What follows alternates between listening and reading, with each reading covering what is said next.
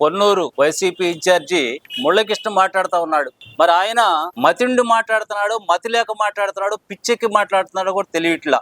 ఎందుకంటే ఒక పద్ధతి ప్రకారం నువ్వు ప్రతిపక్షంలో ఉన్నావు, ప్రతిపక్షంలో ఉన్నట్లు మాట్లాడు. నరేంద్ర కుమార్ గారు నువ్వు వ్యక్తిగతంగా మాట్లాడుతా ఉన్నావు. అది ఏ రకం సభ ఒకసారి నువ్వు ఆలోచించాయి. నరేంద్ర కుమార్ గారు పొలాలు మునిగితే ఆయన ఏదో డైరీ ప్రొడక్టులు రిలీజ్ చేస్తా ఉన్నాడు, లేకపోతే కోలాటాలు ఆడుతున్నాడు అన్నాడు అని అంటా ఉన్నావు. డైరీ ప్రొడక్ట్లకి దీనికి సంబంధం ఏంది?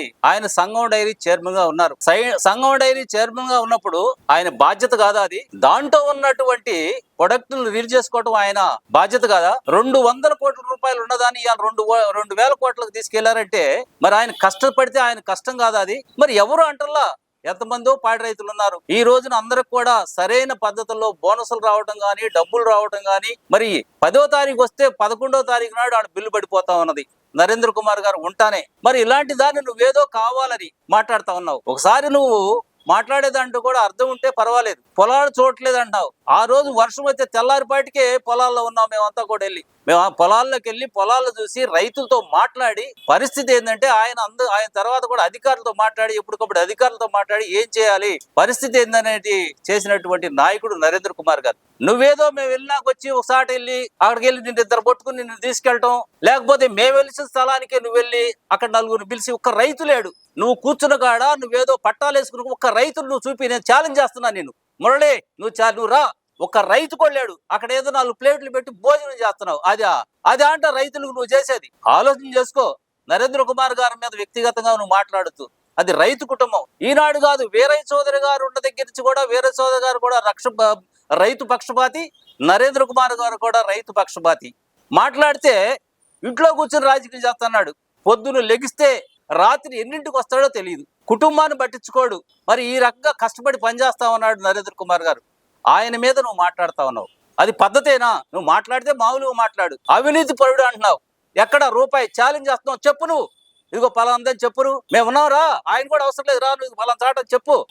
అవినీతి పరుడు కాదు, నీతి పరుడు. నీతి నిజాయితీలకు ఉన్నటువంటి నరేంద్ర కుమార్ గారు ఆ కుటుంబం అలాంటిది. 6 సార్లు గెలిచారంటే నువ్వేమంటున్నా? సరైన ప్రతిపక్షం లేక గెలిచారంటున్నాడు. నువ్వు కూడా ఉన్నావుగా, మరి నువ్వు కూడా దాంట్లో భాగమే కదా. నువ్వు సరైనడు కాదుగా, మరి నువ్వు సరైనడు కాదు కదా అంటున్నా నేను. నువ్వు కూడా దాంట్లో భాగమే కదా. ఒక మాట్లాడే తప్ప ఒక పద్ధతిగా మాట్లాడుకో. నరేంద్ర కుమార్ గారిని నువ్వు మాట్లాడటం మంచిది కాదు. గుంటూరులో ఆయనకేం పని? నీకేంది అసలు? నువ్వెవరు అసలు? గుంటూరులో ఉంటాడు, ఎక్కడైనా ఉంటాడు. నువ్వు ప్రజల కోసం పాటుపడి ఆయన గుంటూరులో ఉండేదానికి నీకు సంబంధం ఏంది? అది ఒక పాయింటా నీకు? ఒక పద్ధతిగా మాట్లాడు ఇకనైనా కానీ. ఎందుకంటే ఏదో నేను మాట్లాడుతున్నారు, పేపర్లో రాస్తున్నారు, నీ సాక్షి పేపర్లో రాస్తా ఉన్నారు. రాయించుకో, నీ ఇష్టం వచ్చినట్టు రాయించుకో. నిన్ను మామూలుగా నువ్వు పొలాలకి వెళ్ళి తీసుకెళ్తున్నారు. నరేంద్ర కుమార్ గారు అట్ట కాదు, వెళ్తున్నాడు, చూస్తున్నాడు, సమాధానం చెబుతున్నాడు, అధికారులతో మాట్లాడుతున్నారు, ఎన్నో పనులు చేస్తా ఉన్నారు.